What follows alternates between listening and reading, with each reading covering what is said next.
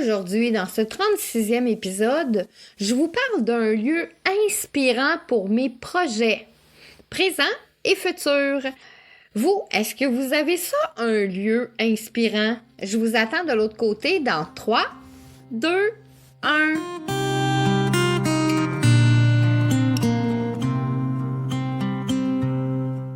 Au temps méridien, ça c'est le nom que tu dois retenir. C'est là que je vais t'inviter à prendre une place bien au chaud à mes côtés. Le temps d'une petite pause, juste pour toi. Et prends le temps. Prends un bon respire. Nous sommes là, ensemble, où le temps s'arrête quelques minutes. Je te ferai découvrir comment je fais pour réussir quand on est sur une voie royale de l'alchimie. Au temps méridien, c'est là où le temps est en suspension. Je pourrais te dire, on va parler d'herboristerie, de développement personnel, de psychomagie, de physique quantique, de mémoire cellulaire, de psychogénéalogie, mais pas que. Je pourrais te dire que j'ai des diplômes en bioénergie, en art, en kinésiologie, en massothérapie, puis plein d'autres. Je pourrais te dire que j'ai travaillé avec des médecins, des profs, des kinésithérapeutes pour athlètes olympiques, des chiropraticiens, des ostéopathes, beaucoup de personnes connues et reconnues. Mais au final, c'est pas ça qui va changer si tu m'aimes ou pas, si t'adores venir me rencontrer au temps méridien ou si tu passes ton chemin. Aujourd'hui, dans ma vie, c'est pas le plus important.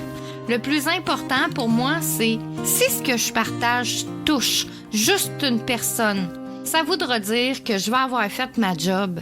Je vais avoir fait ce pourquoi je suis née. Aider ceux qui ont besoin de retrouver leur route pour se sentir enfin libre, autonome et intuitif. Pour que tu puisses toi aussi dire « Je suis l'artisan de ma vie, le druide de mon âme ». Viens avec moi, je vais te tenir la main et te dire comment j'ai fait pour être libre, autonome et intuitive.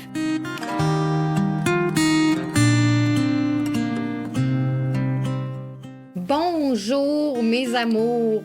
Pour cet épisode inspirant, je vous suggère de prendre une place où vous serez inspiré.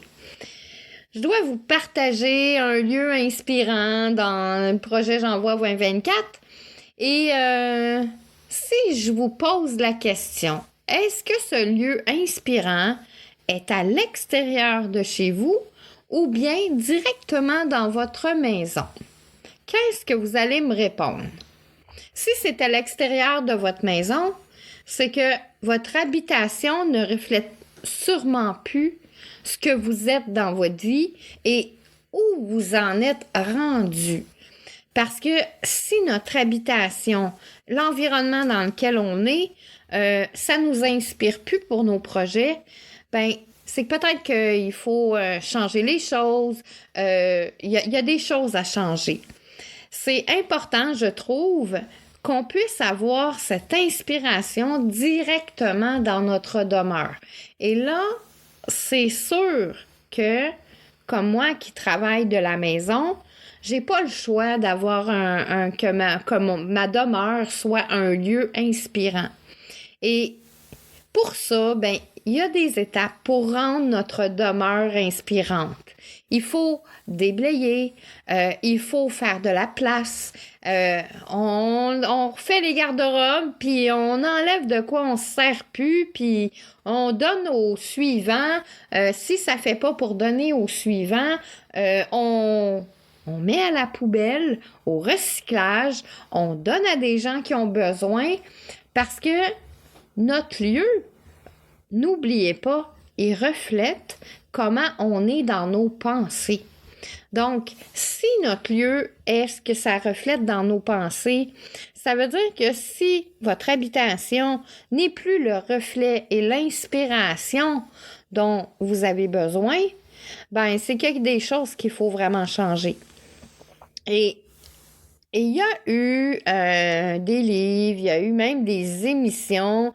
Elle s'appelait Marie, je sais plus comment, mais elle avait fait un livre sur justement comment on fait pour ranger nos garde-robes, comment on fait pour garder ce qu'on a besoin. Il y a eu beaucoup de livres aussi sur garder ça simple, d'avoir le minimum, la simplicité. Et ça, je trouve que ça enlève à notre être, ça enlève beaucoup de choses qu'on n'a plus besoin d'avoir dans notre vie. Et je sais pas si c'est parce que dans le présent, je suis dans ma 3e tranche d'âge, j'appelle ça comme ça, là. C'est que on a la vie d'enfant, jeune adulte. Après ça, on a notre vie d'adulte. Puis quand on arrive à partir de 50 ans, on est comme dans la 3e partie et le dernier strike de notre vie. Moi, là, depuis un certain temps, j'ai eu envie de garder avec moi juste qu'est-ce que j'ai besoin pour mon dernier sprint de vie. C'est-à-dire que on fait des choix. Qu'est-ce que j'ai fait dans mes activités passées que je garde encore, puis finalement, je sais pas si je vais m'en resservir encore ou pas. Est-ce que ça vaut la peine que je remplisse mes garde-robes de bricolage que j'ai fait, alors que je sais même pas si je vais y retoucher? Est-ce que ça vaut la peine de garder autant de vaisselle alors que quand j'avais une famille, je recevais. Maintenant, je vis toute seule. Je vais-tu recevoir? Oui, je vais recevoir des gens, mais est-ce que j'ai besoin de garder 3 sets de vaisselle? Je vais en prendre, puis je vais en donner au suivant. Tu sais, il y a plein de choses comme ça qui peuvent libérer notre espace. C'est sûr que d'aller prendre une marche va faire qu'on va avoir ces moments d'inspiration. Mais là, ce que je veux vous faire la différence, c'est que ce n'est pas le lieu qui nous donne l'inspiration.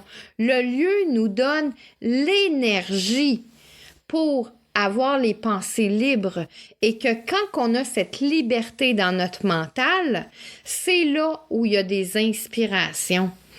C'est pas parce que on est en train de prendre une marche, on est assis au bord de l'eau, c'est seulement parce que notre mental est vide et il y a de l'espace pour ces inspirations-là. Et c'est ça qu'il faut comprendre pour adapter notre habitation justement pour être capable d'avoir dans notre espace, dans notre environnement où l'on vit, cette place qu'il n'y a pas de surcharge dans le mental pour justement aller chercher et laisser monter ces inspirations-là. Moi, personnellement, dans le présent, j'ai réaménagé ma demeure. J'ai réaménagé mon bureau. Je l'ai changé complètement d'appartement. Je me suis mis dans un endroit où je peux avoir cet espace où quand je rentre dans mon bureau, ça fait « Wow, OK, j'ai envie d'être là. J'ai envie d'être assis à mon bureau pour travailler parce que je me sens bien. » Je suis une fille qui aime beaucoup faire brûler de l'encens, faire brûler des chandelles. Donc, c'est important qu'il y en ait aussi dans mon bureau de travail parce que c'est ça qui va faire que mes projets vont avancer et j'aurai les inspirations au bon moment, aux bons endroits. Ça sera pas parce que justement, que je vais aller prendre une marche que je vais avoir cette inspiration-là. Non, c'est parce qu'on doit déblayer notre mental, que ce soit dans la maison, que ce soit à l'extérieur. Il faut faire de la place. Donc, quand on fait de la place dans notre maison, il faut savoir qu'on nettoie notre mental aussi. Alors, tu sais, c'est comme si un va avec l'autre. Mais pour avoir ces inspirations-là, on n'a pas besoin d'autant d'objets autour de nous. Bien au contraire, plus on a de l'espace et plus on a de l'inspiration.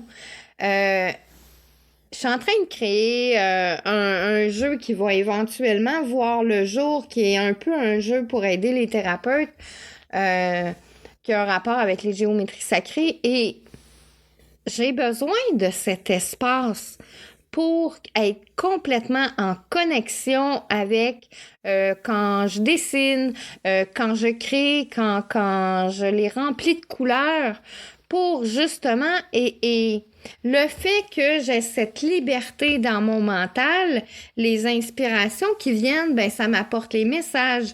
Je suis capable juste d'être libre, libre dans mes pensées, libre dans mon mental. Alors, j'espère que vous comprenez ce que je vous apporte aujourd'hui au niveau des lieux inspirants. Les lieux inspirants, c'est vraiment, et je pense que c'est vraiment connecté avec l'intérieur de qui nous sommes. Vous savez, les êtres humains, on est des êtres complexes et on est simple mais complexe. Finalement, on aime ou on n'aime pas.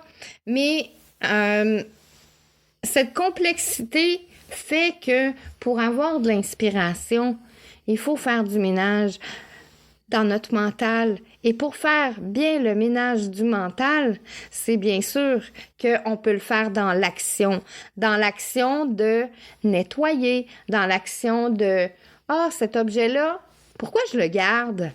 Il me rattache à quoi? Un souvenir? Est-ce vraiment important? Est-ce que c'est ça que je vais amener dans ma tombe? Ben non. Bon, ben, on s'en débarrasse.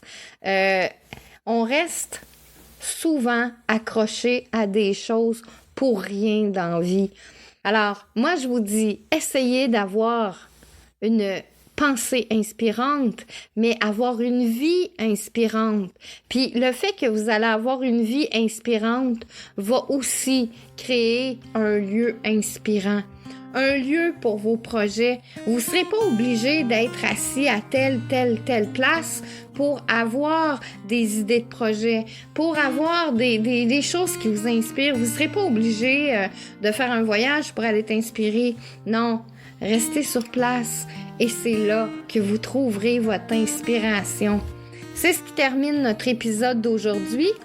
Demain, dans le défi du jour du défi J'envoie 2024, je vais vous partager des petites pépites en un épisode. C'est-à-dire que je vais faire un récapitulatif de ce qui est arrivé dans tout le mois de janvier. Je vous attends demain parce que demain, c'est le dernier épisode du défi J'envoie 2024. Et je vous garde quelques petites surprises. Je suis Marie-Léa, une alchimiste heureuse, parce que je suis l'artisane de ma vie, le druide de mon âme. Viens avec moi, je vais te tenir la main et te dire comment j'ai fait pour que tu puisses toi aussi dire « Je suis l'artisan de ma vie, le druide de mon âme ». Bonne journée à tous et chacun, je vous embrasse et je vous dis à demain pour le défi J'envoie 2024.